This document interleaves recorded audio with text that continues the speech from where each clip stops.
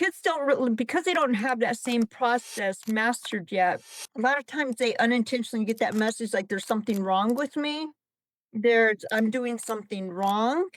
Um, I am not as good as the other person because they're able to do it and I'm not. So those are all just basically unspoken messages. Or sometimes people get frustrated and they will say things to their kids like, "Why can't you be like so and so?" Or "How many times do I have to tell you?" Or "When are you ever gonna learn?" Yeah, and so think about the very core message that comes from that. It's like, 1, I'm not good enough, and 2, I'm not very smart because I'm not learning the way I'm supposed to. And then those become self-fulfilling prophecies for kids, right? They start believing that, and so then that's what they kind of live up to.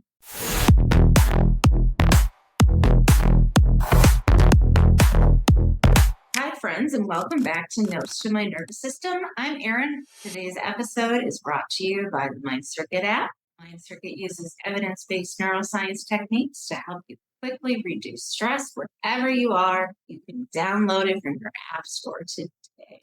I'd like to welcome TJ Amos to the show today.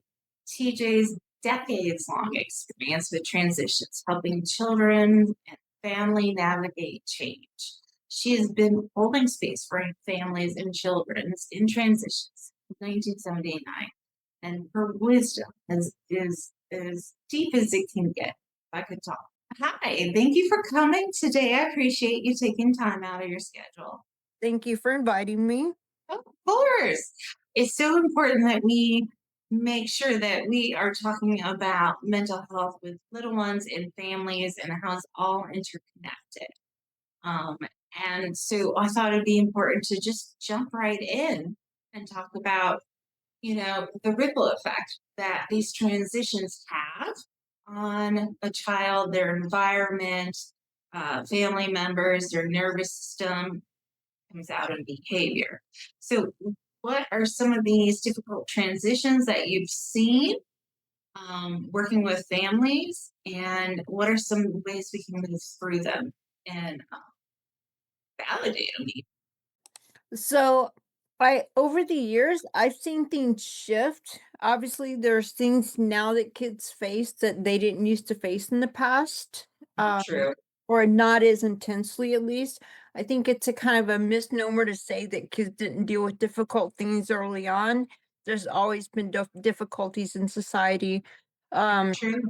kind of my earliest experiences, which made me aware of some of these changes, is the fact that I grew up in a military family. And so there was a lot of transitions, moving every 2 to 4 years in and out of the country, changing schools frequently, having difficulty making friends because of frequent changes, and so forth. And so it really sensitized me to a lot of the things that kids deal with that adults take for granted, right? So adults have even though there are times that we of course, we see people in therapy who have difficulty regulating emotions or dealing with transitions and stuff, but overall, adults have the capacity, um, like, intellectually and emotionally, for the most part, to handle transitions and to process them and understand them and try to work through them, etcetera. Kids don't have that same capacity mentally because they're not as developed psychologically or cognitively, especially early on. Kids still have a fantasy kind of approach to life. So Mhm. they think if they pretend something is going to happen. And so things like divorce, which has been going on for ages, obviously, but things like divorce can be difficult because they are either imagining that if they fix something or do something different, it'll be fixed, or if they want their family to be together again, they'll come back together. So they don't really process that same information the way the adults are in the It moment. sounds like they're taking more ownership of it than they should or need to. Oh, absolutely. So, yes, and so those kinds of transitions are really big for kids, especially when it comes to the time where separation has occurred and there's two different households. So, currently, I work with several kids who go between two households and they'll go one week one place, one week another place. And And as they get older, I have one that's been doing that for a couple years and now is a teenager and has told the parents, like, I don't want to do that anymore. I just want to live in one house. And so those kinds of things come up, and those are the things that are important for kids to process. There's transitions that we again take for granted, like a start of a new school year or changing schools because they've graduated to a different level of education. There's moving to new houses. What does that look like for the kids? They're going to have a different room. They may or may not find a toy that they wanted to bring with them that got lost in the process that they treasured. Just those kinds of things can come up and feel complicated to kids because they don't understand the whole thing. So, how do we help kiddos in these situations process or even recognize that they need time to process these big transitions?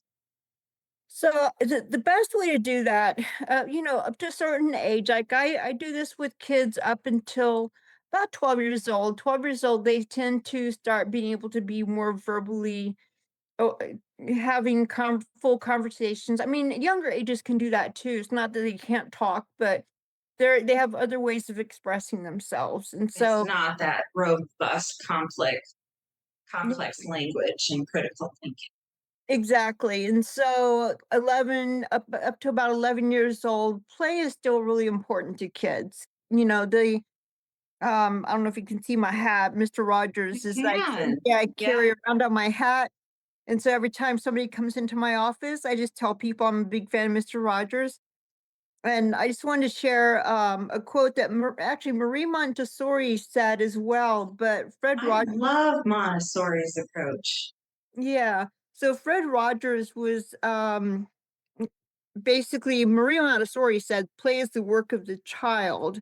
Um, Fred Rogers basically learned a lot from Marie Montessori and reinforced that, and basically through his program helped try to encourage families to allow children to express themselves, and a lot of times just really explaining things to kids in very tangible ways. And so they don't understand how things work. And so maybe if it's a moving process, moving to a new house, saying, "Do you want to see the moving truck? Look, this is how the van picks it up and down. This is what's going to happen to your things when it gets moved.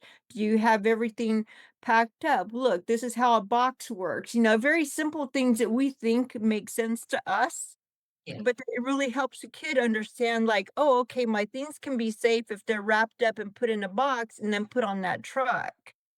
Right, and so then you'll see, like, opportunities then the parent has if they have those kinds of things, like, some kids have toy trucks or cars or whatever, and so they can play They with have it. more of a concept.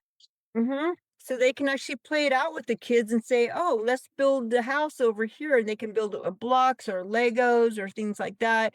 They can pretend they're moving from one house to another, and for us, it seems like it's just play, Mhm. but for kids, they're really conceptualizing things, and so, It's helping them to prep for the next thing in their life and make it not so unknown.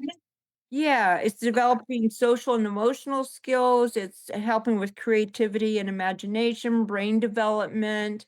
There's, just a lot of things that play does for kids to kinda help them process changes and regulate the emotions that go with that.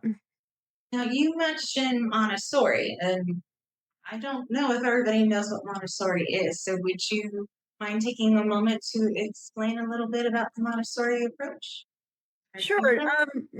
Marie Montessori started a school basically with the concept that kids in regular schools were not necessarily getting full opportunities to learn because they're expected to follow a kind of a rigid model. Mhm. And that model doesn't fit every child. Yes, we can make kids do things, but then you also see behavioral issues in school when you get kids who have different learning styles. And so for some schools, they feel like it's too chaotic, and that kids get labeled with different things that may or may not be accurate because they don't fit into that mold. So the way her school was designed was to have the learning be basically child led. I mean, there was a basic curriculum that they needed to learn before they graduated and so forth, but the school is for young children, and so it was based on the children being able to play. And so they would have the room full of things that kids would play with that you might see at any school, but it was more child led. So they would be able to see what the kids are trying to learn and not learn. Oh, So so they have more choice, even they at a had young age. yeah, they had more choice. They weren't kind of forced to sit in the chairs and just kind of be looking straight forward and not interact with Mhm. each other except during recess and that kind of stuff. I was always told as a little one to stop fidgeting. I had the worst time sitting still. Still Hmm. do. Yeah. I remember being in church and I would be kicking my leg just because I needed to move, and I remember my father actually getting upset because it didn't look right in church, you know? Mhm. It's the we expect a lot of kids to do things that they're just, a lot of times not equipped for. I mean, yes, you do learn to mold yourself into expectations, but that doesn't necessarily mean that they're processing or learning from those expectations that they're meeting up to. Oh, these transitions and these expectations we're putting on little ones, what does it do to their nervous system, or what message are they getting that the adults are not necessarily aware of, or maybe we don't want to give them that message, but we don't realize. Yeah, so basically if you think about like our nervous system, like if I feel kind of antsy right now, I have the option of getting up and moving around the chair if I want to. Nobody's going to yell at you to sit down. No one exactly. And so I can respond to that need if I choose to. And I can also, because I have an adult cognitive level of skill, I can say, yeah, no, I need to wait and do that in a little bit. I'll take the dogs outside or whatever, right? Mhm. Kids don't really, because they don't have that same process mastered yet, a lot of times they unintentionally get that message like there's something wrong with me. I'm doing something wrong. Um, I am not as good as the other person because they're able to do it and I'm not. So those are all just basically unspoken messages. Or sometimes people get frustrated and they will say things to their kids like, "Why can't you be like so and so?" Or "How many times do I have to tell you?" Or "When are you ever gonna learn?" Those kinds of things, and those I remember those phrases. yeah, and so think about the very core message that comes from that. It's like, 1, I'm not good enough, and 2, I'm not very smart because I'm not learning the way I'm supposed to. And then those become self-fulfilling prophecies for kids, right? They start believing that, and so then that's what they kind of live up to. That becomes their narrative. Yeah, and then their bodies become dysregulated because they're already feeling badly about themselves. If they have feelings that come up that they've been told are like, "Why can't you be like so and so and just sit still or stop that?" Or Mhm. basic things that because people get frustrated, then it's like their bodies don't know what to do then, and so either it gets accentuated because they just can't stop it anymore. It's like in having an itch after a mosquito bite, right? You're sitting there telling yourself, "I shouldn't scratch myself because it's just gonna make it worse." But Mhm. then as soon as you start thinking about it, it starts Now itching. it's, yeah, it's way itchier. Mhm.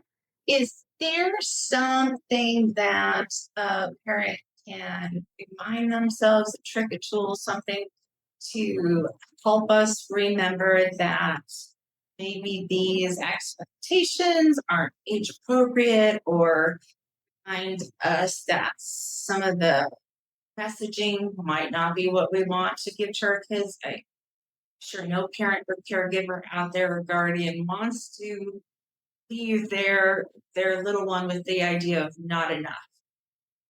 Yeah. Because I mean, we do this accidentally sometimes. We don't always recognize what we're doing. So, this Yeah, and I isn't yeah, vilifying the parent or caretaker. It's right. more of what's occurring, what's happening in the nervous system. How can we help? Yeah. So I see several kids in my practice right now that are dealing with kind of high conflict divorces that have taken place. So just using that for an example, right? I mean, the parents are mad at each other possibly. In the best case scenario, they have an amicable divorce. They get along, they co-parent well, and things like that. That obviously that happens with some people.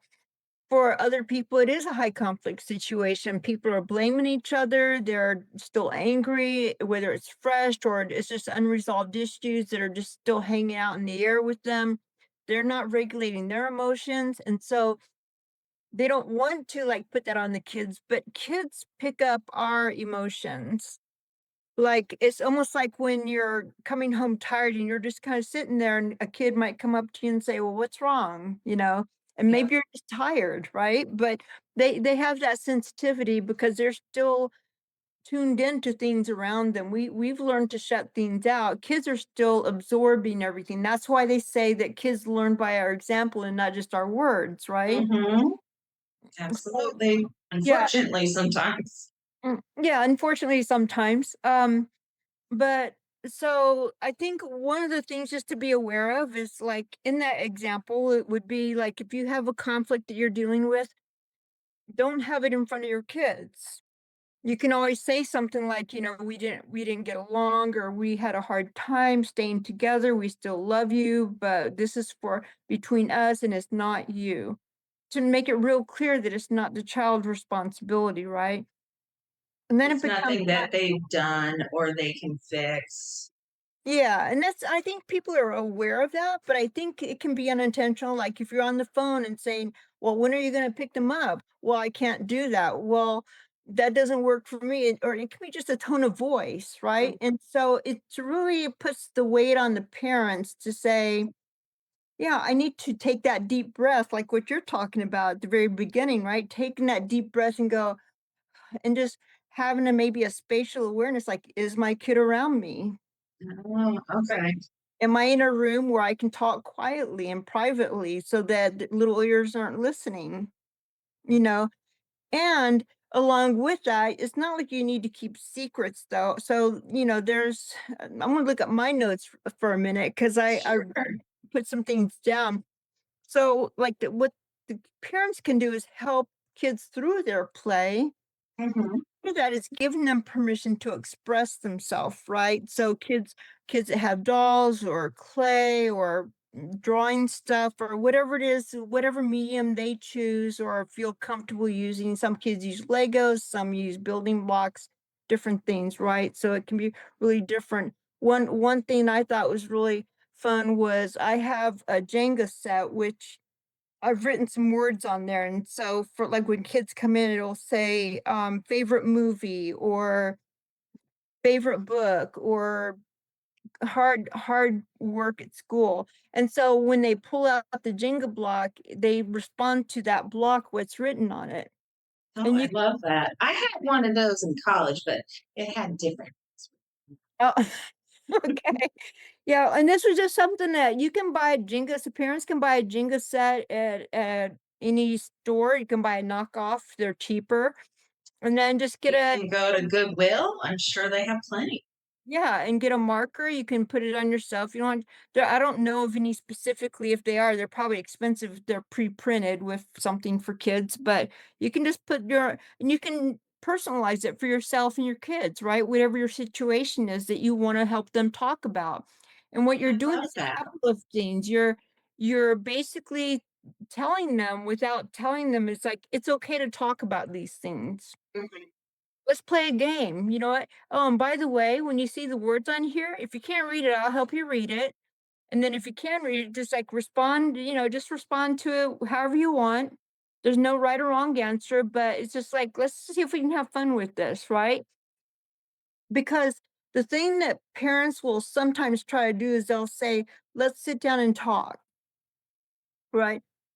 I remember my parents used to lecture That me. gets your nervous system like on alert, like danger. Yeah, Oh my goodness, what's going to happen? yeah. And do you remember getting lectured, right? When you did something Hmm. wrong? Right? Well, instead of doing that, because kids overall don't do well, and I'm going to be gender specific. Boys are even have a more difficult time than girls do, sitting still, looking eye to eye, having a conversation. So boys, for example, I've taken kids outside and played basketball with them, and Oh, then that's talked smart. while we're playing basketball. Or that's the with play therapy. You're sitting there, you're playing with them and talking, just chit chatting or commenting on what they're doing, and then they start talking because they're more comfortable. My So mother would lock us in the minivan and have us sit next to her while we were driving and have those conversations. yeah, But and it how worked because we didn't have to see each other eye to eye, and there were other things to concentrate there are times to have those kinds of conversations. I imagine there are some kids that would just tune her out though if she did that with them. on. Yeah, no, we did not dare tune out. Right. And it depends on the family, what kind of dynamics are going on, but there can be simple things you can do besides play. So if you want to have a like an in-depth conversation that feels important, like sometimes it's a loss of a pet or someone in the family has died, things like that. And so I know sometimes kids like just like we are as human beings, we have a animal kind of part of our nature, right? We have that innate desire to protect ourselves in some way. And if you think about I think about my dogs a lot of times. It sounds kind of disrespectful, but really they kind of remind me of kids sometimes because they're tuned into your emotions, the way they respond, and we do something very similar that dogs do. Dogs are denning animals, right? So when they want to feel safe, it's thundering outside, for example, you can sometimes put them in a crate or put them in a on the dog bed, cover them with a blanket, that kind My of. golden retriever likes to jump in the bathtub. Yeah. So kids, and along that lines, kids sometimes, like if you think about when do they tend to talk? Well, during the day, they want to play outside with their friends where their energy level is kind of high. So it's going to be hard to kind of like just get a moment like, okay, calm down. Let's talk for a minute. Got something important to talk about. Right. So, and all of this also depends on the child, right? So some kids this may not work with because you don't want Right. them going to bed feeling afraid or sad, that kind of stuff. But if you can go to their room, even in the daytime, if you have a way to darken the room a little bit, if they feel comfortable in the bed, maybe cuddling up with a blanket, just like sitting next to them. And sometimes kids, when they have something big to share, I don't know if you've seen kids do this, but they'll put the blanket over their head. Yes, I have noticed that. Yeah, and they want to talk from under the blanket. Hmm. So those kinds of things where parents can go like, "Oh, okay, yeah, that's what my kid needs to do. I don't need them to look me eye to eye. So if I have something big to talk about, I wonder if they'll respond to that way of talking too." Oh, Right. I like that. So being aware of what they naturally do to have those difficult conversations or share their feelings, and then just letting them. Mhm. Yeah, Thank you. a lot of those things are just letting the child take the lead, right? Because so many times as adults and parents, we want to take the lead because we want our kids to listen to us, follow the rules, do chores. There's so many expectations we place on kids. And I think something just for parents to be reminded of is that, and so when people come to my office, this is what I tell kids. I only have two rules. One is that they don't break anything because if they break something, then no one else can play with it. And two, that they don't do anything to hurt themselves or to hurt me Mhm. because it's a safe space. I said, you can do anything else. And I tell parents the same thing with them in the room. And I say, school expects a lot of you, parents expect a lot of you. Society in general, the world around us expects a lot of you. So here is a place where Absolutely. I don't have that expectation for you. And so if parents can give kids that moment to not place a lot of expectations on them, then that can free kids up sometimes to express themselves when they're feeling really like you're talking about in the body. They get really constricted in their body, and you can kind of see kids sometimes just physically just relax. Wonderful insight. Thank you, TJ. I appreciate you taking time out of your day to enlighten us with that and give us parents and caregivers and guardians. Well, so I don't have the website specifically, but they can Google Psychology Today. Just put in my name and it will pull up my profile and it'll talk about who I am, how I work, who I work with. And I'm always glad to talk with people if they have questions or they need ideas or need referrals that I can't meet the need for. Wonderful. Thank you so much, TJ, You're today. welcome. Thank you. Such a great reminder that change hits our nervous system hard, but we can steady ourselves with small anchors. If this helped you breathe a little easier today, please hit follow, leave a quick review, or share it with a friend.